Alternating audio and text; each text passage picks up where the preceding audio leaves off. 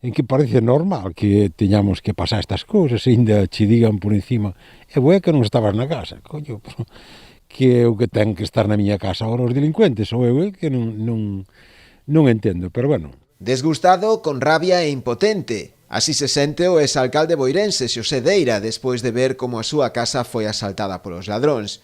Ao parecer entraron por unha fiestra da parte traseira.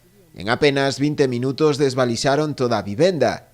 Os ladróns aproveitaron que non había ninguén na casa nese momento. Mas ves que controlaron todo perfectamente, controlaron a nós, controlaron ao veciño de atrás, controlaron o taller, controlaron todo e aproveitaron ese momento en que é que foi en nada, o taller que ademais acostumbra a cerrar aí sobre as 9 ou as 9:15 ou as 10, ese día cerrou ás 9:15. Bueno, pois entraron ás 9:20. Á espera de realizar un balance máis detallado do roubado, o botín que se levaron os ladróns podería roldar os 15.000 euros entre diñeiro metálico e xoias. Ademais, o peor é que sintes como violaron a túa intimidade, como violaron as normas de convivencia.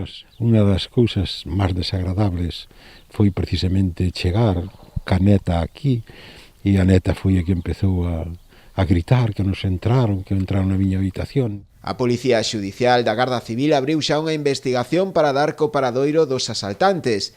Todo apunta a que se trata dunha banda organizada que, con carácter itinerante, se move por todo o ámbito nacional.